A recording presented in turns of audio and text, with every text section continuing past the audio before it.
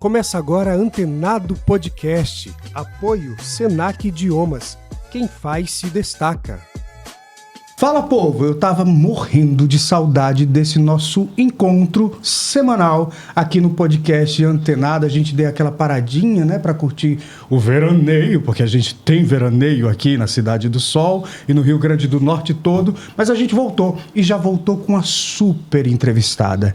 De Acari para o mundo. Ela já foi Socorro, ela já foi a Ruth Raquel, ela já foi, gente, tantos personagens incríveis em novelas, e a gente morre de orgulho quando vê ela na telinha da Globo. Plim, plim. Eita! E aí, amiga, que bom te ver, que bom tê-la aqui. Não é, Eugênio? Quanto tempo? Ei, galera! Que bom, Eugênio, quanto tempo, né? Não é? E eu já te conheço faz tempo, viu? Somos contemporâneos de jornalismo, né? É mesmo, a gente fez faculdade junto ali, mais ou menos. Você terminou a faculdade, tudo bonitinho? Terminei em 2001, mas eu fui turista um Marcílio, uma galera, né? Ali, você já conheceu o Marcílio ali, também na faculdade? Conheci Marcílio antes. Antes ainda, no teatro? Marcílio é meu primeiro amigo em Natal. A gente se conheceu numa parada de ônibus, no mesmo bairro, porque nossas mães até hoje moram no mesmo bairro, em Cidade Satélite. E a gente Marcílio, para quem não sabe, produtor, ator, um agitador. Meu agente. Seu agente também. Meu amigo, meu amor, meu agente, enfim. É uma história de amor com Amorim. Eu chamo ele de Amorim. E a gente se conheceu numa parada de ônibus, indo assistir... Aliás, tendo ido assistir uma peça... no Teatro Alberto Maranhão, 3 Mulheres Altas. E aí, quando a gente saiu da peça, a gente ficou pra falar com as atrizes, né? Aquela coisa assim. E depois, aí ele também ficou, aí você mora onde? Ele falou, eu moro no Satélite. Eu falei, eu também moro no Satélite. Meu cunhado tá vindo me buscar, você quer carona? Ele falou, quero. Aí, já fizemos amizade ali nessa carona. Meu cunhado já deixou ele na porta da casa dele. Aí eu já fiquei sabendo onde ele morava. Na época não tinha celular, não tinha nada dessas coisas. E aí a gente morava mais ou menos perto, dá uma caminhadinha assim, mas dava pra ir. Sim. E aí a gente começou a se conhecer no bairro. Porque ele era interessado já em teatro, isso a gente era muito jovem. 16, você veio pra cá com 16 ele não tinha anos feito de Acari, não é isso? Isso. Quando eu conheci Marcílio, como ele é mais novo que eu acho que ele não tinha feito 15 anos ainda. Eu lembro que ele logo ia fazer 15 anos. E aí ele escrevia peças de teatro, aí no domingo ele ia na minha casa, me mostrava as peças de teatro. Ele já tinha conhecido Clotilde Tavares. Nossa, então, que pra gente era assim, cara, você tem acesso a ela. E aí ele levava os textos... que era escritora, diretora, professora. Foi minha professora de teatro também, porque eu comecei, na verdade, no curso de artes, depois que eu fui para jornalismo. E então ele é meu amigo desde antes de tudo. Ai, que maravilha. E nesse começo, quando você veio de Acari para cá, por que você resolveu deixar Acari e vir para cá com 16 anos, não é isso? Isso. Porque eu acho que era uma... Como que eu quero dizer assim? Era uma cultura da cidade, de quando você fosse fazer segundo grau, na época, né? Ensino fundamental? Hoje? Ensino médio. Ensino médio, exato. O ensino médio via para a capital, né? Fazer o ensino médio aqui. Aquela coisa, não tem mais aqui, vai estudar lá na capital. E também porque minha mãe já tinha casa aqui, minhas irmãs já moravam aqui, minha mãe já morava aqui. Eu que estava resistindo para vir morar aqui, porque eu gostava muito de morar em Acari, meu pai também. E aí ficou só eu e meu pai em Acari. Aí quando eu fui fazer o segundo grau, aí foi um curso natural, porque, veja, minha mãe já morava aqui. Então... Eu vim pra cá. Só que eu só conheci o teatro mesmo, assim, o exercício teatral com profissionais fazendo aqui. Foi quando eu me interessei em fazer teatro. E como é que surgiu, assim, essa coisa? Eu quero ser artista. Porque eu tenho aquelas histórias que a gente às vezes ouve, né, de algumas pessoas, né, que alçam esse voo, que, eu sempre quis ser. Você sempre quis ser? Não. Aliás, artista talvez sim, porque o que é que acontece? Desde criança, eu estava vendo assim, meu histórico. Meu primeiro personagem que eu vesti um figurino, eu tinha 3 anos de idade, quando eu fiz a Princesa Leopoldina num desfile lá em Acari. Eu lembro quando me vestiram e disseram, ela é fulana. Eu era muito pequena, eu não tinha entendimento do que era nada, mas me vestiram uma roupa para eu ser outra pessoa. Com 3 anos, era uma roupa inclusive amarela, eu lembro da cor da roupa. Aquilo, para meu... Eu acho que é uma das... Eu fico impressionado com isso. Você lembra com detalhes das coisas, de coisas bem antigas, eu acho que, sinceramente, foi a minha primeira lembrança de criança. Eu tenho lembranças de criança desse fato para frente. desse fato para trás, eu não tenho lembrança. Mas eu tenho lembrança desse fato. A partir desse fato, eu passei a ter memória de quando eu era criança. De lembrar de coisas de 4 anos. Com 4 anos, meu avô morreu. Eu lembro de cenas, assim. Mas eu acho que foi esse fato. Me botaram numa charrete. Eu chorava muito porque diziam que eu era casada com um príncipe, que era Dom Pedro, sei lá qual era. E era um coleguinha criança. Criança, as pessoas sexualizam as crianças, né? E as crianças... Eu lembro que eu tive muita raiva, porque eu era um bebê, praticamente. Aquela história, dá um beijinho nele. Isso me irritou um pouco, assim. Tipo, como é que ele... Era quase ele casando com 3 anos de idade. Sim. Claro que os adultos não pensam isso, mas eu, criança, fiquei... Foi muito marcante pra mim, esse vestir aquele figurino, vestir aquela roupa e ser a princesa Leopoldina. Sim. Naquele. Então, aí logo depois eu fiz muita coisa, era anjinho, tudo eu me metia. Gincana, fui Simone de Seridó. Gostava? Eu amava. Eu fui Simone de Seridó. Eu tava sempre envolvida. A Cari, na época que eu morava lá, tinha muita coisa cultural, muita gincana. Então eu fui Rita Lee, eu fui Chacrete, eu fui Paquita, eu fui tudo sem imaginar. Eu fui Simone de Seridó, fazia shows, parelhas, ganhava barra de chocolate pra ser Simone de Seridó. Tinha roupa, sendo que eu era loura. Simone Mas a galera era.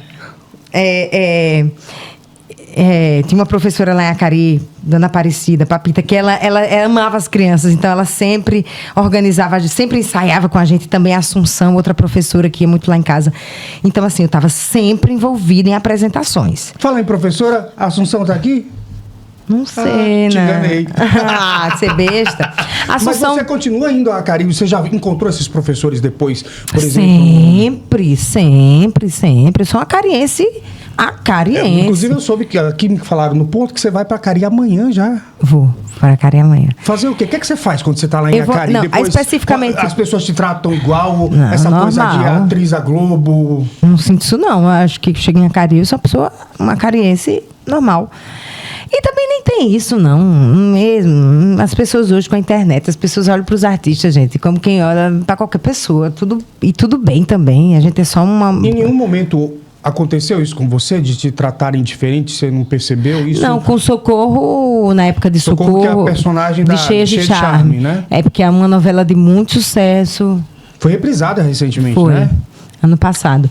Então aquilo foi um boom. Naquele momento sim, mas depois eu fiquei morando aqui em Natal, então a coisa ficou muito entrou num nível de normalidade que eu gosto. Mas quando aconteceu esse boom, né, eu imagino que as pessoas te paravam na rua, queriam tirar foto com você. Isso de alguma forma mexeu com você? De alguma maneira era isso que você queria? Eu acho que eu fiquei menos espontânea. Mas eu também, somado a isso, veio... Porque assim, quando você é uma pessoa desconhecida, você passa despercebido nos lugares. Então você pode fazer coisas que ninguém está olhando para você. Você está comendo, ninguém está... Agora, quando você passa a ser uma pessoa muito conhecida, as pessoas olham para você. Então você está comendo, as pessoas olham você comendo. Você está caminhando, as pessoas olham você caminhando. Você tá fazendo... Isso te incomoda? Não é que me incomoda, isso é engraçado, é ambíguo. Porque, claro que não pode me incomodar, porque eu sei que a expansão do meu trabalho, isso faz parte da expansão do meu trabalho. Ou seja, isso para mim, expandir o meu trabalho é bom para mim. Que as pessoas me conheçam e conheçam o meu trabalho é bom para mim. Então, isso não me incomoda, porque eu sei que isso faz parte do meu trabalho. Agora, e isso me faz ficar mais atenta. Entende? Tipo, Entendo. Quando eu digo que perde um pouco a espontaneidade, é porque você passa a se perceber. Agora, tem um lado bom também, você passa a se perceber mais. Então, agora... Você age com mais compromisso com a responsabilidade do que o outro vai achar de você. Não é não necessariamente o que é que o outro vai achar. E também, eu acho que você começa a perceber que você é uma pessoa que as pessoas... procuram ver, não sei. Que interessa as pessoas. Eu acho muito isso com esses influencers, que do nada viram influencer e não entendem que eles estão influenciando de alguma forma pro bem ou pro mal as pessoas. Exato. E não têm responsabilidade sobre isso. É mais ou menos isso. Exato, é mais ou menos isso. Tipo assim, você começa a ficar uma pessoa mais educada, porque eu acho que a gente melhora também, assim. Quando eu digo que não só as pessoas lhe observam mais, mas por as pessoas estarem lhe observando mais, você também se observa mais. E não é que eu vou andar dura, eu sou uma pessoa espontânea, eu sou uma pessoa simples, você vê, eu tô aqui sem maquiagem, eu tô aqui... Então, sobre isso eu não me incomodo. Porque essa sou eu. Eu acho que tem mais a ver com comportamentos, sabe? Você procura ver que você passa a ver que você representa alguma coisa para as pessoas. Sabe, assim, não é um enrijecimento, mas você passa a ser mais responsável. Talvez a palavra seja essa. Menos inconsequente, mas pelo menos comigo aconteceu um pouco isso, assim. Voltando ali pro início, né, que a gente falou um pouco, até lá no início da nossa conversa, que a gente já se conheceu na faculdade e tal. Eu lembro que meu primeiro estágio eu era estudante de jornalismo da UFRN e foi na Caixa Econômica Federal. E aí eu trabalhei lá com a Beth, com a Iracema, né? E eu lembro que eles patrocinaram, a Caixa não tinha como patrocinar oficialmente, mas era a forma que tinha de ajudar o Grupo Tambor de Teatro. Depois até conseguiu lá ajudar durante a SBPC e tal. Mas uma das formas de ajudar foi fazendo o cartaz do espetáculo de teatro do Grupo Tambor. Exato, Brincadeira de Bolso. Tu lembra do nome? Eu não lembrava o nome. Mas eu tenho até hoje esse cartaz, porque fui eu que fiz a arte. E eu descobri hoje que foi ele que fez a arte desse cartaz, que eu também tenho até hoje. Olha que coincidência bacana. O Tambor foi a tua primeira experiência enquanto grupo de teatro, né? Foi. O Grupo Tambor, ele era liderado por João Marcelino, que é o nosso mestre, trabalha comigo até hoje. Nós trabalhamos juntos até hoje. Então, o Marcelino é uma lenda, né? Aí no Grupo Tambor, não, João é um mestre, né? Foi meu grande mestre. Aí tinha Múcia Teixeira, tinha Pedro Queiroga, tinha Nara Kelly, tinha Chico Villa, um ator dos mais gigantes que eu já vi, que Chico infelizmente faleceu, nos deixou assim de uma forma tão... Chico Villa, para mim, o que você imaginar do que é um ator com disciplina, com dedicação, com ofício. Com estudo. Eu tive a experiência dele dirigir um espetáculo que era baseado em Archariano, alguma coisa, um desses autores, eu não vou lembrar agora, que eu ao contrário de você, minha memória é péssima. E ele tinha um método muito próprio. Ele, ele sabia passar e mostrar a grandeza do teatro enquanto arte e preparo. Nossa, ele era um ator assim, porque eu digo Chico, porque eu estava iniciando no teatro e conviver com um ator tão focado, tão disciplinado, com ele, com o corpo, com os outros. Nossa, imagina. Né? Aí tinha Rinaldo também. E aí e Nara Kelly, minha prima. E você bem novinha? Nova, menos de 20 anos. Já entrei nesse grupo muito importante aqui, né? Eu digo que eu sou uma pessoa de sorte. E a gente fez a SBPC. E a gente precisava de dinheiro para montar esse espetáculo que se chamava Brincadeira de Bolso. A gente ficou numa temporada na Aliança Francesa, no Teatrinho da Aliança Francesa, durante 3 meses. Eu assisti. Você assistiu? Que era um sketch de palhaçaria, inspirados no cabaré de Carl Valentim. É uma grande escola para mim. E depois do tambor a gente fez. Você fez parte do Klaus também? Fiz. E fundei o Grupo Carmim com Quitéria. Sim. Fui do tambor durante um tempo, aí o tambor acabou, aí eu fiquei meio que solta, mas sempre trabalhando com Diana Fontes, montando peças, não sei o quê. E aí logo depois eu fui... montei uma peça com Henrique Fontes. Eu acho que você fez presente de Natal, no ano que eu fiz também. Eu fiz uns 10 anos, eu fiz presente de Natal também, com Diana. É outro monumento, Diana Fontes, Diana dessa Fontes. cidade, né? Definitivamente. E aí depois do Eu me juntei com Quitéria. A gente... Na verdade, antes de me juntar com Quitéria, eu entrei pro Klaus como atriz substituta, mas aí circulei muito com eles, com muito barulho por quase nada. Eu peguei o boom do muito barulho e o próprio boom dos Klaus. Mas eu não era do grupo, eu era atriz convidada. Nesse meio tempo, eu fundei o Carmim com Quitéria. A gente montou uma peça chamada Pobres de Marré, a peça de estreia do Carmim. Mas aí o Klaus me chama para fazer, mais especificamente, Gabriel Vilela me chama para fazer Ricardo III. Eu já namorava com o César, que é meu companheiro hoje. César Ferrari. Isso. E aí eu fui fazer o Ricardo III. Deu certo, e aí eu fiquei no Klaus mesmo, assim, efetivamente no grupo. E quando é que chegou aí no meio desse ínter o convite para a TV? Foi ainda em algum desses grupos? Foi no Klaus. Foi no Klaus. Foi no Klaus, foi quando a gente levou o Sua Excelência Ricardo III para o Festival de Curitiba. Nós abrimos o Festival de Curitiba em 2011. Foi 2011? Não. Ai, já nem sei mais os anos. Acredito que sim. E aí, logo depois, veio um convite via Facebook para mim, para César, para Renata e para Marco França para fazer teste na Globo. Do nada, assim, no Facebook? Do nada, no Facebook. Uau! Eles viram... Tinha tipolheiros, eles viram... Produtores de elenco, né? Eles viram não nos conhecia. Eu não conhecia ninguém da Globo. Porque nessa época não tinha, por exemplo, hoje a gente tem o Marcílio que faz esse intercâmbio. Nada Não tinha disso, nada. Vocês foram ali os primeiros, digamos assim. Assim, uma apresentação de teatro num dia de muita chuva, que tudo molhou. Teatro de rua, né? A gente fazia.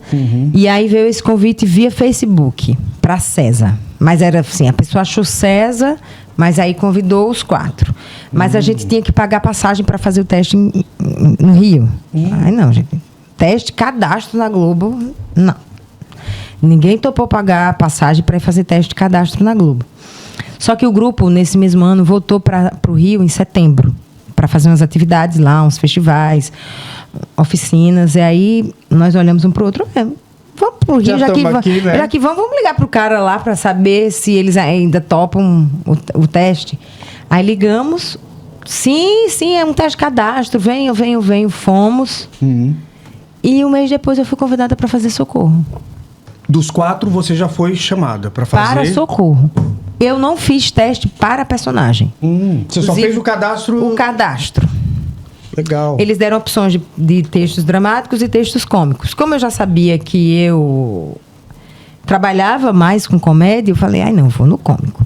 Botei um sotaque carioca, porque eu achava que não ia escolher... Porque a gente é de um tempo, e Titina pode me confirmar isso, que a gente, quando ela fez jornalismo... Não podia ter o nosso sotaque, né? Não podia ter o sotaque. E você tinha... Eu lembro que eu fui... Se bem que eu sou guerreira, porque com o João eu fiz a vida inteira com o meu sotaque e deixaram passar. Eu fui trabalhar no Rio, eu trabalhei na CNT e na Band lá, com o falecido Boechat. E eu tive que perder meu sotaque. E hoje, quando eu tento fazer, eu fico parecendo ator da Globo tentando fazer nordestino. Então pois eu já cheguei com a carioca, porque...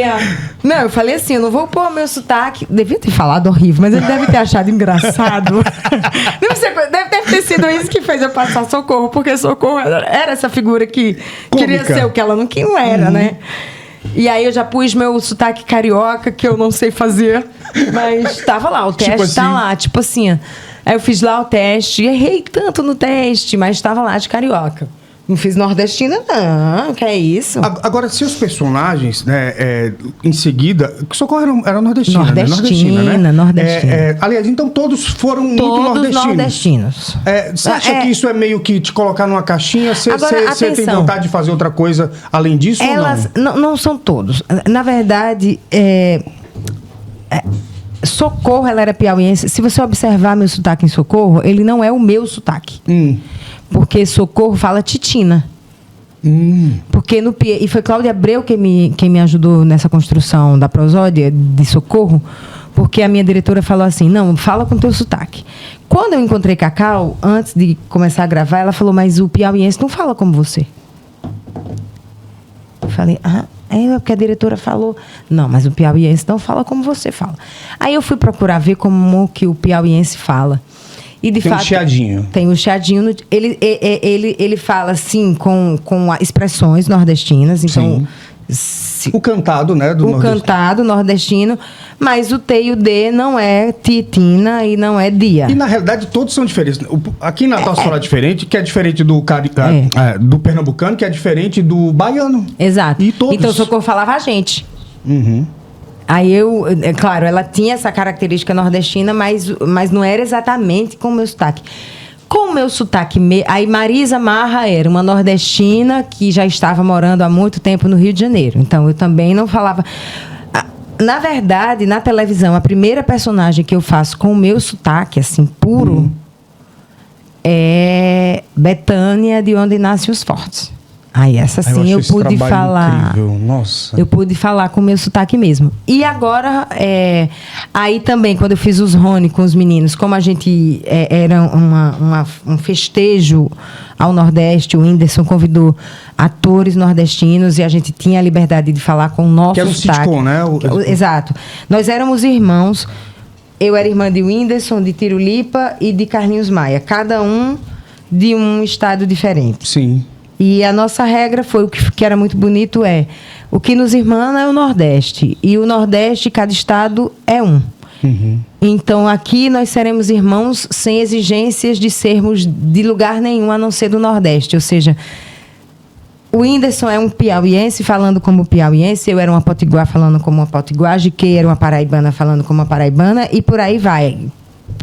Carlinhos, um alagoano, falando como alagoano, e Tiro Lipa, um cearense, falando como cearense. Sim.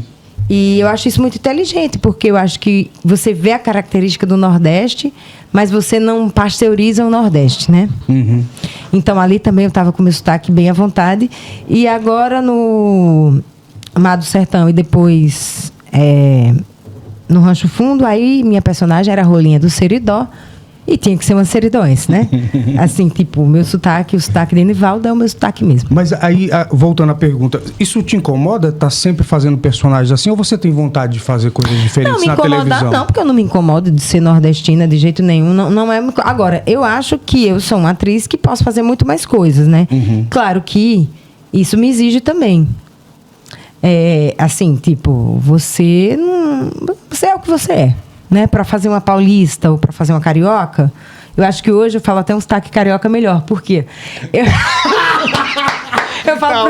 Eu falo para as pessoas lá, gente, quando o pessoal tem que fazer sotaque nordestino, né? Tipo agora, no Rancho Fundo ou Mato Sertão, eu tô confortável, né? Eu tô no meu lugar de fala, né? Eu tô no meu sotaque, eu falo, gente, eu vou falar carioca aqui com vocês, pelo menos nos bastidores, porque um é que eu treino, né, o sotaque carioca, e outro também é para ser solidária a vocês, né, que vocês têm que ficar fazendo sotaque nordestino, né, então aqui, pelo menos aqui nos bastidores, eu falo sotaque carioca para fazer um exercíciozinho, para pegar na mão de vocês.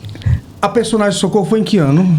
2012. 2012. Isso. Você, nesse tempo todo, que você continuou fazendo outros trabalhos na Globo, a gente viu um aumento desse número de atores na Globo fazendo personagens, seja no Nordeste, às vezes até não, mas há um aumento, né, de representatividade. Inclusive Potiguares, né? A gente tá vendo aí a Alice, Enio, César, uma galera. Então, outros, assim, como é que é ver isso acontecer? De alguma forma você se sente ali como uma das primeiras? Quando essa galera chega lá, como é que é a relação? Há uma troca? Como é que é esse relacionamento de quem tá chegando?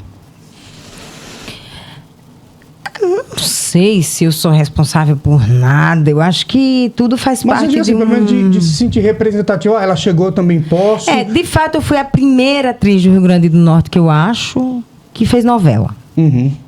Né? Que talvez, no lugar da atuação, eu estou falando especificamente, né? Dos atores.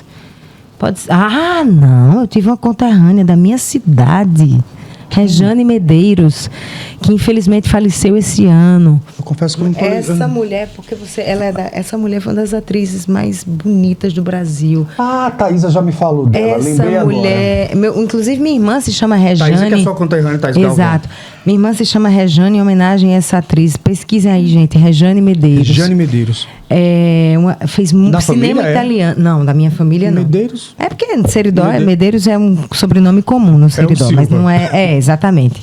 É o nosso Silva. Mas não era da minha família, não. Mas eu cresci com orgulho dessa atriz. Porque meu pai era muito fã dessa atriz. Era no tempo que a população ia para ver cinema. Ela fez cinema na Itália. Uau! Essa mulher morreu esse ano passado.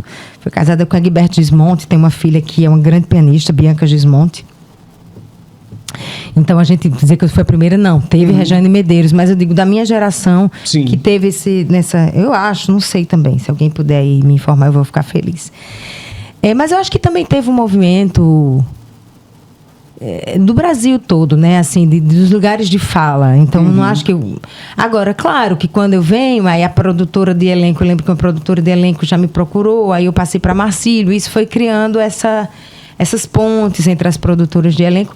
Mas eu acho que além desse movimento, também começou-se a ver um outro movimento muito mais amplo, né? Do Brasil se tornar maior, de outros lugares de fala, da gente hoje poder falar o nosso sotaque na nossa televisão. E as próprias redes sociais, hoje, elas encurtam algumas distâncias. Exato. Ali, né? Você está vendo as pessoas... Tá. Agora, eu fico muito feliz que a gente possa hoje contar com esse mercado. Sim. Porque quando eu comecei a fazer teatro, e minha geração, a gente não contava com esse mercado. Ou seja, quando eu pensei em ser atriz, eu pensava em ser atriz de teatro potiguar. Tipo, não... Porque antes era assim... Ou você ia morar lá e tentar a vida lá, ou a coisa ficava muito difícil. Né? Você tinha que sair do seu lugar, do seu lugar. E eu era muito feliz fazendo teatro aqui, ainda sou.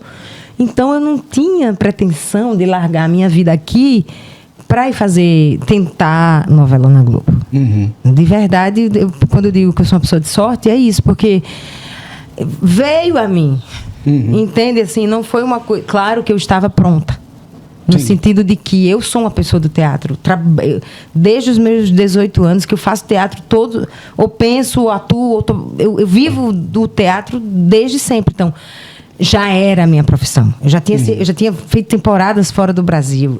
Sabe, assim, tipo, circulado o Brasil inteiro com espetáculos, muitas e muitas vezes. Então, eu sou uma profissional da área. Eu não era da televisão, mas eu era atriz. Formada, profissional, vivia disso. Então, eu acho que foi só uma amplidão, assim. Aí nem sei mais o que é que eu estou respondendo. Não, você está respondendo tudo ótimo. Para. Agora, entre teatro e televisão, é possível escolher o que você gosta mais de fazer, o que te dá mais prazer? Por exemplo, também tem o cinema. Como é que tá isso para você hoje? Eu acho que... Não sei, vou falar de mim. Eu acho que, falando de mim, e penso que outros atores também, o ator gosta de atuar. O ator gosta do jogo, gosta do play. Pouco importa a linguagem lá. Isso, eu acho que... E até porque cada linguagem dessa é um play diferente. Então, você tá em plays diferentes, é como você tá num parque de diversão diferente. Então, você quer brincar com esse parque, você quer brincar com aquele, você quer brincar com aquele. E cada um tem suas especificidades. Agora, o teatro é a minha casa. Por que o teatro é a minha casa? Porque no teatro eu não dependo da indústria. Eu não dependo de que outro me escolha. É tipo assim como eu aqui. Eu tenho o meu podcast. Eu não preciso estar na televisão, no rádio de alguém. Exato. E aí eu posso fazer do jeito que eu quero aqui. Exato. Então vai ser sempre a minha casa. Porque é na minha casa que eu tenho como gerar o meu trabalho. Entenda. Na televisão, no cinema... Vai se ter que se criar um personagem que tenha o meu perfil e que chegue a mim para eu fazer um teste para aquele perfil. Não depende de mim nada. Entende? Assim, eu nem escolhi contar essa história. Eu sou um elemento importante. O ator é um elemento importante, mas ele é um elemento dentro daquela cadeia, que pode ser pode ser outra. É uma peça. No meu teatro, não. No meu teatro, eu escolho o que eu quero falar. Eu escolho a maneira que eu quero falar. Eu vou atrás dos meus parceiros, ou sou convidada pelos parceiros também, e vou atrás das condições de realizar aquele trabalho. Não dá muito mais trabalho, não, Titina? Muito mais. E muito menos dinheiro. Você tem que buscar patrocínio, você tem que inscrever o projeto em lei de incentivo. É uma trabalheira que é de ponta a ponta. Do começo ao fim. Até a prestação de contas. Desde fazer o projeto e pensar o projeto, idealizar o projeto, escrever o projeto, tentar captar o projeto, seja via lei de incentivo, seja direto, seja via edital. Depois, realizar o projeto, executar o projeto. Dirigir, atuar e tá bem para fazer isso depois de tudo. E depois prestar contas. E ganhando pouco, porque o teatro teatro é caro no sentido de que é muita... Teatro não vai ter tecnologia para botar no lugar, você vai ter que pagar a gente. E tudo bem, e é melhor assim, porque a gente precisa de gente. Então, eu acho que nesse sentido, assim, o teatro vai ser sempre o lugar que eu vou considerar meu. A minha casa. E você perdão. Imagina. Mas eu amo fazer TV e amo fazer cinema. Assim, quero até fazer mais. Cinema, por exemplo, tem alguma coisa que você tá... Olha... Porque agora a gente tá... Eu acho que o cinema... Depois dessa história do Oscar, né? Guardadas as devidas proporções, né? O cinema sempre foi uma linguagem muito importante. Sim. Mas pouco valorizada. Eu acho que essa coisa do Oscar meio que vira um canhão de luz para tudo que está acontecendo. E talvez a gente tenha mais valorização. Você acredita nisso? Eu acho que tem tido investimentos. Bom, no governo anterior se acabou até com a Ancine. Sim. Né? Então, realmente, a gente ali... Existia já um investimento no audiovisual. Aí foram 4 anos que a cultura ficou no limbo. Perdemos o Ministério, o Ancine, no caos. Mas o que eu quero dizer com isso, como é importante o investimento público no que a gente faz. Porque hoje, você viu que mais um diretor essa semana, deixa eu ver se foi Marcelo, ganhou um prêmio importante. Deixa eu lhe dizer até qual foi. E o Brasil tem ganhado prêmios importantes, não é só o Oscar, porque o Oscar acaba sendo, né, mais valorizado. É o maior da indústria, Exato. Né? Mas eu acho que tem tido um investimento muito grande no cinema nacional e tem dado resultado. O que eu quero dizer ontem fui ver Vitória com Fernanda Montenegro. Gente, que aula. Aquela mulher, nossa. Eu já tive vontade, eu sou fraca para chorar. Eu me impressiono. O cinema é um negócio que... Eu não assisto um filme atrás do outro. Eu não sou aquela pessoa, final de semana 6 filhos. Que é isso? Sem condições. Você fica analisando tudo que você porque eu absorvo muito. Eu preciso de tempo para digerir. Eu preciso... Não é assim. Não é... Eu não consigo consumir arte. Eu fui assistir. Eu vi. Eu digo, gente, como é? Como se fosse uma disputa. Como se fosse uma disputa. Eu não entendo. Eu olho para essas pessoas e... Entendo. Eu digo, será que ele teve tempo? Bom, vai que cada um é um, ela tem a inteligência de ter, eu não tenho. Eu preciso de ver mais uma vez, sabe, assim, eu demoro, sou pessoa lenta, então eu demoro para aquilo.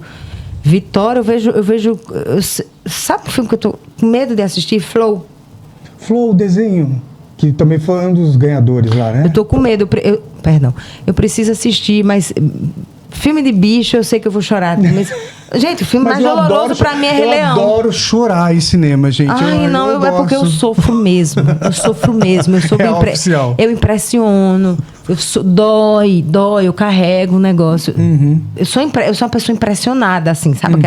Vai no hospital, se cortou, eu sinto a dor. Atriz, né? É daí que vem isso tudo, com certeza.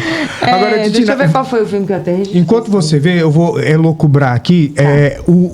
Você tem vários projetos, né? E tá com 3 peças. Tem eu tô com um filme. Ai, meu Deus, eu tenho que até falar pra vocês. Eu tô com um curta-metragem, que eu ganhei até prêmio de melhor atriz no Festival da Paraíba, que tá em cartaz num streaming lá do Festival da Paraíba. Se chama Ladeira Abaixo. Ladeira Abaixo. Ladeira Abaixo, do diretor Ismael Tatu, lá de Ismael Moura, de Cuité, na Paraíba. Esse cara é um gênio. Se chama Ladeira Abaixo. Eu, Solana Bandeira e Fernando Teixeira no elenco. E é só procurar em qual streaming? Eu digo já pra vocês. E também tô num filme chamado Filhos do Mangue, que foi programado ano passado, direção de Eliane Café. Vai entrar nos cinemas daqui a pouco, eu ainda não sei a data, mas o produtor já falou que vai entrar nos cinemas. Foi gravado aqui no Rio Grande do Norte, com boa parte do elenco de Barra de Cunhaú. Legal. Direção de Eliane Café. Estou no festival agora no final desse mês, o Tela Cariri no Cariri, para a exibição dos 2 filmes. Vão estar lá, tanto Ladeira Abaixo, que é um curta-metragem, como Filhos do Mangue. Sinto que estou entrando mais no cinema agora. Bacana. Né? E agora, voltando para o teatro, você tem alguns projetos e trabalhos, né, com a Casa de Zoé. O que é a Casa de Zoé, para quem não conhece? A Casa de Zoé é uma produtora que eu criei em 2017. Uma produtora voltada mais para o teatro, porque eu sempre fiz teatro de grupo. Depois eu decidi que eu não iria mais fazer teatro de grupo, porque não é muito justo você fazer TV e continuar no teatro de grupo. O teatro de grupo ele tem suas características próprias.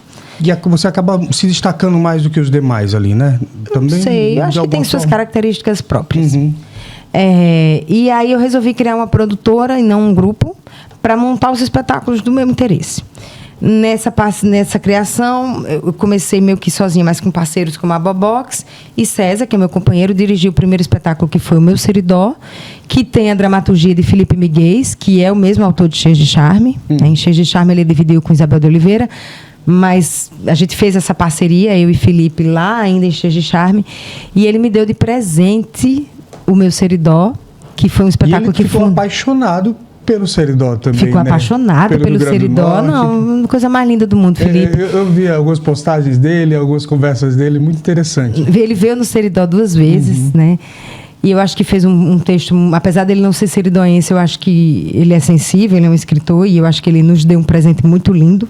E às vezes é bacana ter uma visão de fora, né? Fora. Ver coisas que talvez a gente não dê tanto valor. E no Meu Seridó também teve uma participação muito importante de uma pesquisadora, que a família é de Caicó, ela nasceu em São Paulo, mas ela tem esse amor pelo Seridó, que é Leusa Araújo. Leusa foi muito importante no Meu Seridó, porque ela fazia, como a gente não tinha tempo de ler muita coisa, né? E ele também, então ela fazia ela é pesquisadora da Globo, e ela já trabalhava com ele nas pesquisas.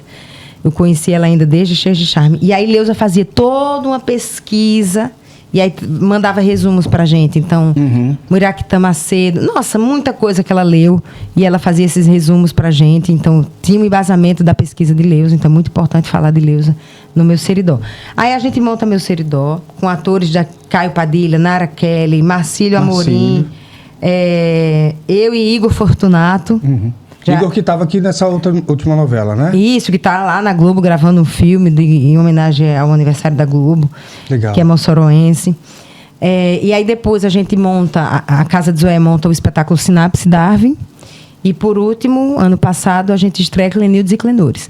Todos esses espetáculos são repertório da Casa de Zoé e circulam até hoje. Os três estão aí.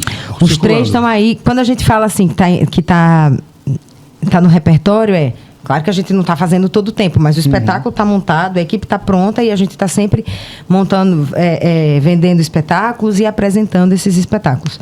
Meu Seridó, possivelmente a gente vai fazer uma circulação aqui por Natal e por algumas cidades do Seridó esse ano, e da Paraíba e de Pernambuco, do Ceará e Paraíba também. Mês que vem a gente vai estar com o Sinapse Darwin em Fortaleza. Legal. Também no Festival de Garanhuns. Não sei. Aí eu já estou falando demais. Olha! E é isso. Estamos produzindo teatro o tempo todo. Hoje a gente divide uma casa com a Bobox e com a Fundação Hélio Galvão, que é a Fundação Hélio Galvão, que continua sendo Fundação Hélio Galvão, mas que também acolhe a Casa de Zoé e a Bobox Produções. Que mais? E criando, tô escrevendo um roteiro. Muita coisa. O que é que falta para Titina, assim, do ponto de vista... Dirigir um espetáculo também, que é o Candeia. Mas o que é que você, enquanto artista, que te falta? E enquanto pessoa, o que é que você almeja? Me falta, enquanto pessoa, me falta muita coisa. Sério? A gente é incompleto, né? A gente é imperfeito, a gente é incompleto, a gente tem uma sombra para ser melhorada. Então, enquanto pessoa, eu acredito que...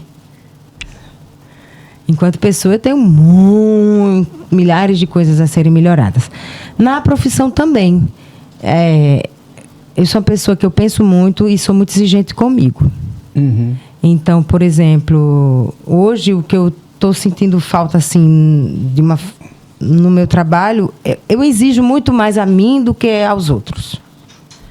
Porque Você se acha centralizadora, assim, nesse aspecto de pegar tudo para você? Não, pelo contrário. Eu acho que eu sou pouco centralizadora. Eu pego pouco para mim.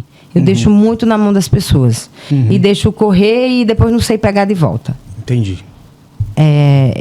Por isso que eu acho que falta organização. Acho que eu sou pouco organizada. Eu sou muito caótica. Eu faço muita coisa ao mesmo tempo. Eu faço muitas coisas diferentes ao mesmo tempo. O tempo é pouco para mim. E eu acho que eu sofro com isso porque eu não dou conta. E eu tenho muitos desejos de realizações. Eu sou fominha. Eu não nego isso para ninguém. Eu não sei estar parada. Eu acho que isso é uma coisa que eu herdo da minha mãe. Então eu estou sempre achando que o tempo passou. Que o tempo é pouco. Que o tempo passou e que eu tenho que fazer mais. Titina, e que o que eu faço é pouco. Titina é apelido, né? É. E como é que é o nome mesmo? Isabel Cristina. Isabel Cristina. E de onde vem esse nome, Isabel Cristina? Eu imagino que virou meio que um apelidinho, Cristina, Titina, Olha, é isso? Eles nunca me explicaram muito, não. Eu tenho algumas... Mas você sempre se entendeu como Titina. Sempre. Desde... Eu descobri, alfabetizando, que eu era Isabel. Porque até então eu achava que eu era Titina. Eu nasci Titina. Porque dentro veio o meu nome, né? Eu acho que é da novela Direito de Nascer. Eu acho, porque a personagem era Isabel Cristina com o apelido Titina. E deve ter muita criança assim. Minha mãe disse que não. Minha mãe disse que é porque o nome de uma bisavó era Maria Isabel, outra da outra era Maria Cristina, mas... E sua mãe chama como? Maria Isabel. Maria Isabel. Várias Marias aí. E no caso eu não sou, né? Eu sou Isabel Cristina. Isabel Cristina. E agora tem alguém que chama você por esse nome, Isabel Cristina? Não, Isabel Cristina, não. O padre de Acari... Eu falei tão alto.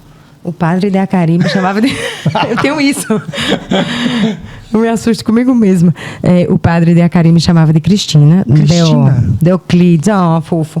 E na universidade, na escola também me chamavam de Isabel. Tem muita gente que me chama de Isabel ainda. Do que é que você tem saudade? De Acari? De qualquer lugar. Eu tenho saudade do meu pai. Falei isso hoje para minha mãe. Ele já faleceu? Quanto tempo, Titina? 2007. Já faz um tempinho. Já. Mas mesmo assim, você continuou com saudade. Você falou pra sua mãe, mas teve um gatilho? Ou sente saudade geral, assim? Não, eu não sou aquela pessoa que fico... Ai, vou chorar. Não, é porque eu não fico assim. Não sou uma pessoa de 17 anos. Sei lá quantos anos que meu pai morreu. Eu não fico... Mas a gente sente falta dele, né? Claro. Porque ele foi uma pessoa muito... É meu pai, né? Assim, foi muito presente. Até o falecimento dele, ele era um... Eu acho que eu venho de uma família muito... Não é unida, assim, fofa. Mas a gente se resolve junto, sabe? Eu sei assim, como tipo, não necessariamente... De um modo geral, as famílias nordestinas são assim, né? Tipo, somos 3 filhas, 3 mulheres, meu pai e minha mãe, né? Depois vieram os sobrinhos. Mas a gente sempre foi muito... Não sei se é porque eu não tive irmão homem, só mulheres. Então, tudo era muito... A gente sempre fazia reuniões para decidir coisas. Até hoje é assim. A gente está com uma questão agora na família... Para resolver, junta todo mundo e conversa todo mundo. Eu lembro que a gente sempre tinha umas reuniões de final de ano, de avaliação. Umas coisas bem legais assim, sabe? Então, eu acho que a gente não é que era uma família fofa, tinha briga, tinha conflito, mas era sempre ali, cheirando um cu do outro, como diz, né? É porque, no final das contas, a gente sabe que qualquer um pode... A gente pode reclamar entre nós aqui, mas de fora não venha não, tá? É desse jeito a família nordestina, né? Isso. Então, eu acho que meu pai era essa pessoa, assim, que... Por exemplo, agora a gente está resolvendo uma questão. Eu sinto falta dele. Porque ele estaria... Junto. Não sendo a voz. E é muito bonito isso, porque ele não tinha a voz. Ele não foi um pai assim... autoritário. Por exemplo, até para vender uma casa. Eu era criança e minha voz era ouvida. Tipo, onde é que vocês querem morar? Ou... Vamos vender ou vamos fazer isso? Sabe assim, tinha um respeito ali. E achava bonito, assim, ele convocar minha mãe. Minha mãe também, né? Que eles eram também... Entre eles não tinham... Eu acho que eles eram muito paritários ali. Dentro de casa, pelo menos. Então, acho que a gente era sempre conclamado. Eu lembro que eu sempre ouvi a minha opinião sobre uma decisão... Mesmo eu sendo criança ou adolescente. Aí eu sinto falta dele. Eu tenho saudade do meu pai, eu tenho saudade de Maria Benta. Quem é Maria Benta? Maria Benta é uma madrinha minha lá em Acari. Que foi como uma pessoa que me incentivou muito na vida, em tudo na minha vida. O zóio tá cheio de lágrimas, gente. Eu não vou mudar de assunto, porque eu não vou deixar minha amiga chorar, não. Mas a gente sente a emoção. Mas assim, eu não sou uma pessoa que eu tenho saudade, porque a gente tem saudade. Sim. Mas assim, eu não sou uma pessoa nostálgica no ponto de dizer assim, naquele tempo era melhor. Não, hoje tá ótimo. Vamos viver. Não que tenho. Você tem pra viver. Agora, o que era bom... das brincadeiras de infância. Eu acho que eu tive uma infância não rica, não fui rica de jeito nenhum, mas era tudo muito perfeito, assim, né? Porque criança tem pai, tem mãe, tem irmãos, tem tios, tem sobrinhos, tem primos, tem amigo na rua, não faltava comida, não tinha riqueza nenhuma, nem carro meu pai tinha. O carro do meu pai era uma bicicleta. Não estou falando de luxo, de riqueza, de nada. Passei 3 anos usando o mesmo sapato. Não era disso, mas... É outro tipo de riqueza. Outro tipo de riqueza, né?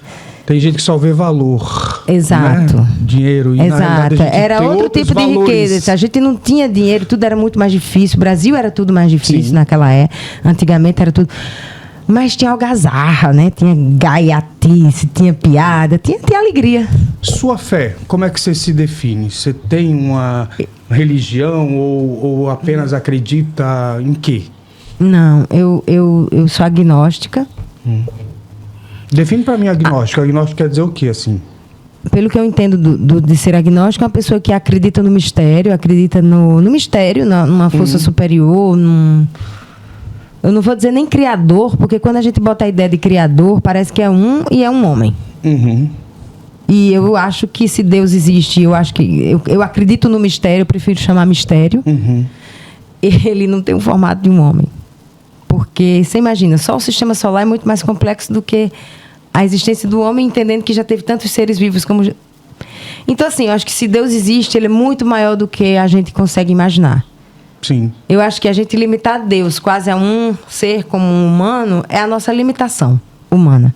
Não diz deles, diz da nossa limitação. É como eu penso. Interessante. Mas é porque a gente só consegue enxergar o que a gente tem. Sim. Então a gente só... é pai. Não é pai. Pai é machismo. Uhum. Porque Deus, ele não tem sexo. E ele não vai ser um pai. E se ele fosse pai, ele seria uma mãe para mim. E é sempre aquela história, né? Parece que ela é contada da ótica de alguém que quer manter uma narrativa. Se vê, a ali. própria Bíblia não foi escrita por Cristo. Uhum. Não tem palavras de Cristo escritas por ele na Bíblia. Sim. Tem histórias escritas pelos homens que contam sobre ele. Sim. Eu não estou aqui blasfemando a Bíblia. Claro que não. Eu de respeito, porque eu acho que religião é uma coisa que se respeita, ponto. Mas eu estou falando de mim, assim, eu também não consigo dizer que aquilo é a verdade, como proferem. Porque se aquilo for a verdade, quantas verdades vão existir? Porque o hindu vai ter outra verdade.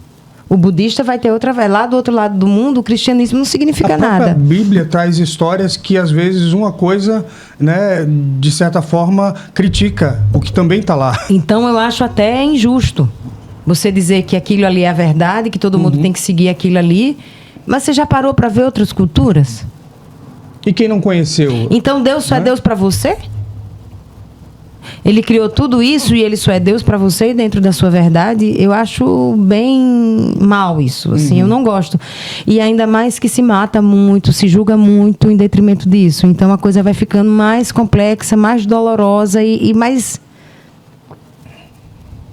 Eu não quero usar palavras feias, mas desonestas. Sim. Né? Eu acho que prestem bem atenção a quem achar que tem a verdade. É mistério.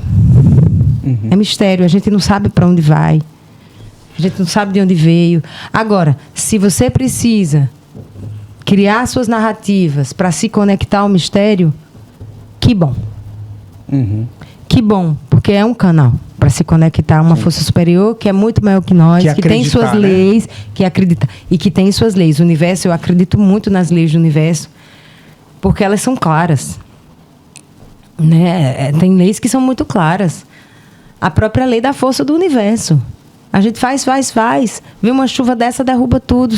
Deus quer, ele é muito mais poderoso do que a gente. Se o universo quer, ele usa os elementos que ele tem. E que são muitos e são infinitos. Então, não somos nós, humanos, que temos a palavra... Esse poder. Aí é também onde eu tenho dificuldade com relação aos homens que pregam. Porque, não que eu diga que estejam todos errados, mas assim, tem que ter muita atenção, tem que ter muito discernimento, tem que ter muita inteligência, tem que ter muita intuição. E tem que ter, sobretudo, respeito ao outro. A escolha do outro. Porque se Deus... Os que leem a Bíblia falam do livre-arbítrio, que Deus deu o livre-arbítrio. Então, poxa, se o Criador, se a força suprema que deu o livre-arbítrio, quem somos nós para julgar? Perfeito. Né? Não que eu não seja uma pessoa julgadora, porque infelizmente eu sou imperfeita, como eu falei no início, eu faço parte da minha cultura. Faz parte do humano, a gente tem uma tendência a querer julgar o outro, Exato. Né? Então, e é muito difícil não julgar, mas assim, de fato não é legal, né? Vamos fazer agora o antenado com filtro, o antenado sem filtro. Antes da gente começar a nossa conversa, eu perguntei o que é que te irritava. Você falou algumas coisas e dentre elas você disse que mentira te irrita. Mentira me irrita muito. Aí, eu vou criar aqui uma história, vamos lá. Titina estava passando, né, e chegou em Acari, depois de um tempo, fora, tá, atriz da Globo, famosa. Aí disse que ela estava abusada, né? Disse que ela mal falava, mal pisava no chão. Aí o povo passava assim, vem cá, Titina, ela nem aí para as pessoas. Lá em Acari, o povo disse, olha como tá mudado, olha como tá diferente. Só foi ir para Globo, ficou desse jeito. E aí vieram perguntar para você se isso era verdade. Aí a gente vai fazer, você vai responder com filtro, né? E depois sem filtro, né? Pra atriz isso é fácil, né? Fazer esses exercíciozinhos aí. Eu nem sei se é fácil, não. Agora com filtro, chegar dizendo que você tava metida, Titina, pra cá.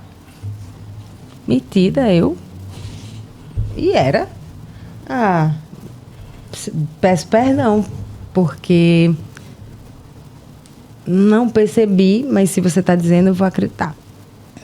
Educada, né? Esse povo de Acari é bem educado, é a cidade mais limpa, né? Continua com essa história de cidade mais limpa, Acari?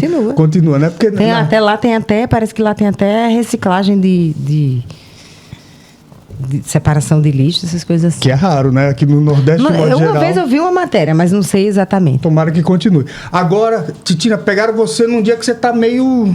né? Aquela Titina mais direta, sem filtro. Como é que você responderia? Tá bom, mulher, tá bom. Tô besta mesmo. Não piso no chão. Tá vendo que eu tô até voando? Maravilha, dona Titina. Tem algum livro que você goste? Um livro de cabeceira, como o povo conta, assim? Você tem essas coisas de livro? Você gosta de ler? Gosto. Gosto de ler. O que é que você gosta de ler? Eu gosto de ler romance. Eu gosto de ler romance. Romance que eu digo não necessariamente histórias de amor, mas livros narrativos, né? Sim. Olha, tem 2 livros que me marcaram muito. Assim, daqueles que marcam... Ai, não, na verdade tem alguns mais. Mas eu vou contar os mais recentes que me marcaram muito. O último mais recente que me marcou muito, que eu acho que todo brasileiro tem que ler esse livro, se chama Um Defeito de Cor, de Ana Maria Gonçalves. É um livro grande, mas... Fala um pouco sobre letramento racial, traz isso? Sim, eu a personagem, título, eu não Um conheço. Defeito de Cor. É muito incrível esse livro, ele é quase 1000 páginas, mas ele conta a história de uma mulher que sai criança da África, escravizada, 7 anos, chega ao Brasil e é toda a odisseia da vida. É uma odisseia mesmo, dela até a velhice. É muito bonito esse livro porque... Mas é real ou ficcional? Você sabe? Cara, ela começa uma historinha ali no início. Segundo a autora, ela disse que foi fazer uma pesquisa na Bahia, pesquisando os malês, né? Que eram... Um povo específico que era muçulmano, né? Os malês, eles eram negros escravizados da África, porém muçulmanos. E muito inteligentes e, enfim, muito específicos, os malês. E ela foi pesquisar os malês, só que ela acabou encontrando 200... É o que ela conta no livro, mas eu não sei se exatamente isso é verdade ou está dentro da ficção. Eu acreditei, porque para mim tudo ali... Não fiquei questionando se era verdade ou não. Sim. Ela encontra, por acaso, 200 páginas escritas de uma mulher que escrevia. E essa mulher é a personagem desse livro, chamado Um Defeito de Cor. Esse livro é assim, todo brasileiro tem que ler esse livro. Necessário. Necessário. Qual o outro? O outro é Crime e Castigo. Crime De Dostoiévski, que eu acho também que clássico. Um clássico. E que é uma história de um crime perfeito. Você entrar dentro da cabeça de Raskolnikov. De Direito, no primeiro semestre, normalmente é um dos livros indicados. É muito bacana. Para os atores também é um dos livros indicados. Muito bom. E eu amo esse livro profundamente. E gosto muito do jeito que Dostoiévski escreve, porque ele é muito popular na forma de escrever, é muito fácil ler ele. Ana Maria Gonçalves também. Mas ele é muito profundo dentro, né? Porque a gente está dando spoiler, né? Um pouquinho só.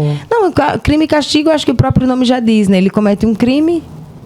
Esse crime é considerado um crime perfeito, mas é a consciência dele que faz ele se entregar. Muito bom. Agora, a gente já está indo ali para os finalmente, né? Daqui a pouco a gente vai cantar. A gente escolheu uma música para cantar no nosso karaokê. E aí, o que é que você...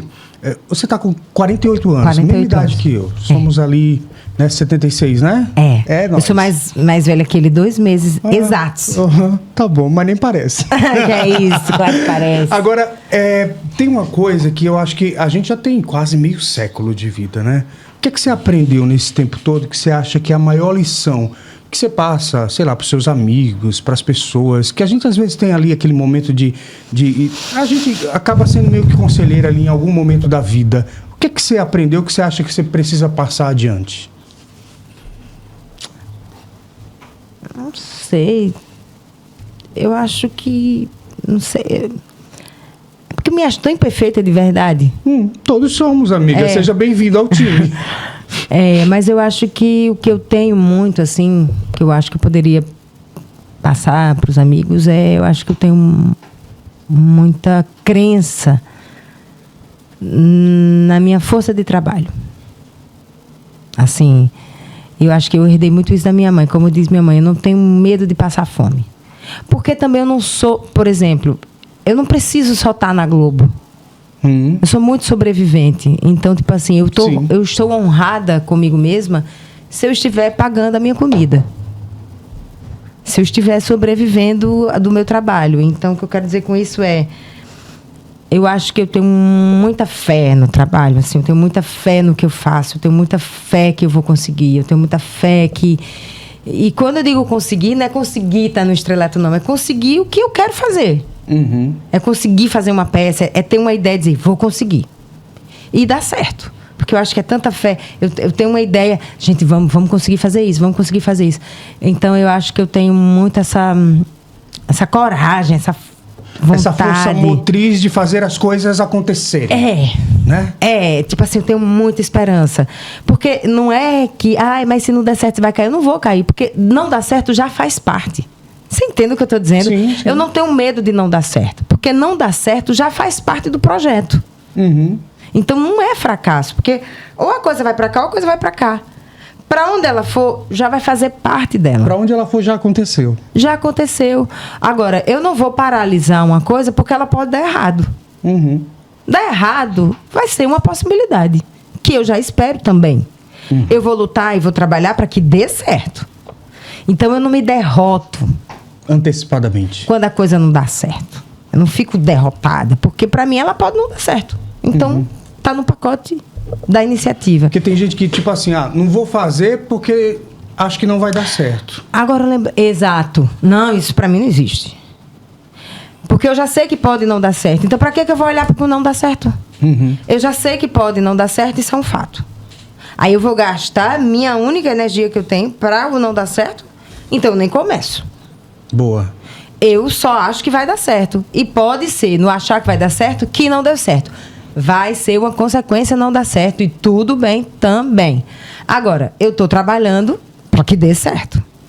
Eu sempre falo assim, você vai pensar no positivo ou no negativo? Eu vou pensar no positivo, não vou ficar perdendo tempo. E, amiga, deixa eu falar uma coisa. Quando a gente olha pro brilho dos seus olhos em tudo que você faz, é impossível não dar certo, amiga. Você faz com paixão, sabe? Eu faço. Faz com vontade. Entusiasmo. Tá na voz, tá no olhar, tá no jeito, tá em tudo. Os poros têm vontade, sabe? Na titina. Então, vai dar tudo certo sempre. É isso. Porque é isso. Se não der certo também é porque faz parte. Porque a vida não é só ganhar. A gente já sabe disso. Agora... Uma coisa que eu me orgulho de mim é poder trabalhar meus sentimentos. Por exemplo, eu já fui muito ciumenta. E eu precisei... Nem é de escorpião como eu. Mas Eugênio era muito. Aquilo me incomodava tanto. Mas o quê? Com os amigos, com a galera? Não, com os parceiros. Sim, Nossa. sim. E assim, quem sofre é a gente. A gente sofre e faz o outro sofrer, né? Porque a gente vive num mundo criado... Desconfiando de tudo. Eu acho que uma das maiores vitórias da minha vida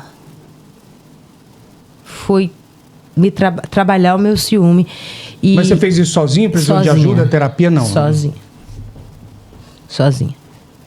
Sozinha porque, por exemplo, eu sou atriz, meu marido é ator, é normal. Nós não somos robôs, a gente tem ciúme. Só que não tem cabimento ter ciúme sendo ator. É incoerente, entendeu? Eu falei, não. Como que eu posso estar sentindo isso se eu não posso sentir isso? Então, eu precisei trabalhar. E o que me ajudou foi tipo assim... Seu parceiro está lá trabalhando e você está em casa. Aí você fica aquelas 3 horas, sei lá... Chega de noite é a pior hora, né? Porque quando você deixa trabalhar, você para. Aí você gasta aquelas 3 horas ali pensando no que é que o outro está fazendo. Chegou uma hora que eu comecei a ter raiva de mim. Porque, cara, o dia só tem 24 horas. Aí você gasta 3 horas do seu dia podendo estar lendo um livro, criando uma ideia, falando com sua mãe, falando com sua irmã, pensando... No que o outro pode estar fazendo. Quando eu caí por mim disso, já não era sobre o outro, porque nunca é sobre o outro. Sim. Porque o outro pode fazer... Ele tem um pacto com você. Aí depois eu passei a pensar assim, se ele sai do pacto, deixar ele com ele mesmo. É o crime e castigo, de novo. Deixa ele... Esse pacto é ele... Ele fez esse pacto comigo, mas na verdade esse pacto é com ele mesmo. Assim como o pacto que eu faço com você é um pacto comigo mesmo. Sim. Entende? Falei, gente, não, tá errado. Aí eu comecei a ter raiva de mim. Falei, não dá. venci. Hoje, realmente, amo meu marido, falo com ele todos os dias. Ele tá gravando agora. Nossa, melhorou muito. Vocês estão juntos há quanto tempo já? 18, 19 anos. Caraca! E Porque vontade de ter família, filhos, essas coisas, não passa pela cabeça da Não, eu já titia? nem posso mais. Eu já tive muita vontade de ser mãe, aí a vida ficou muito bagunçada. Aí depois não. E aí também tem Bia, que mora com a gente, filha de César. Ah, César já tem uma filha. É. Depois não, depois eu entendi que as minhas criações é o meu trabalho. Eu crio todo o tempo. São Meus filhos também. são filhos, exigem da gente Dedicação. dedicação. E hoje em dia eu não me arrependo. Eu posso me arrepender até lá mais na frente, mas agora não. Eu acho que não nasci para ser mãe. E tudo bem também. E tudo bem também, não tem nada a ver. Eu também E não vou tenho ser pai. sofrimento eu também não vou nem. ser pai. Fui pai dos sobrinhos aí, eles me chamam de Amo pai meus hoje. sobrinhos. Né? A gente Não fala tenho assim, sofrimento também com isso. E sou muito parte. bem resolvida. Muito bom. Muito bem resolvida. Titina, bora cantar, amiga? Bora cantar? Olha a música que eu escolhi, muito galera. Muito obrigado, viu? Obrigada, muito obrigado por ter gente. vindo. Adorei a nossa conversa. Bom te encontrar com essa energia linda, esbanjando talento E por também aí. bom encontrar. Viu? Lindos. Estamos maravilhosos. Obrigado Quero de fotos, nada. hein, ó. Solta o som, Marcelo DJ. Vamos ver se vocês vão gostar da música que escolhemos. Vou até sair de perto do... Ai, não precisa sair aqui. Jorge Benjol. Eugênio foi cantar. Ainda canta. Alô, alô, W Brasil. Eu canto de vez em quando. Alô, alô, W Brasil. Jacarezinho. Avião. Jacarezinho. É. Avião. Vai. Cuidado com o disco voador. Tira essa escada daí. Essa escada é pra ficar fora. Vou chamar o síndico. Tim Maia, vem Tim Maia. Tim Maia, você tiver, meu amor. Tim Maia. Tim Maia. O trem corre no trilho da Central do Brasil. O trem corre no trilho da Central do Brasil. Incluindo uma paixão antiga, aquele beijo quente que eu ganhei sua mina. O que é que deu? Funk na cabeça. E o que é que deu? Funk na cabeça. Alô, alô. Alô, alô, W Brasil. Um beijo Canta aí pro vocês. Brasil, Alô, Brasil. alô. Tudo mais lindo pra esse país que a gente ama, o nosso país maravilhoso, que tem seus problemas, mas que é único. Ó, obrigado a vocês pela companhia. Muito obrigado. Curte, compartilha, deixa o like, faz tudo aí, tá bom? Beijo e até a próxima. Bora cantar com a gente. Eita, tá, eu vou chamar assim. Tim Maia! Tchurururu, tchu, Tim Maia! E o que é que deu? Acabou. Termina aqui Antenado Podcast. Apoio Senac Idiomas. Quem faz, se destaca.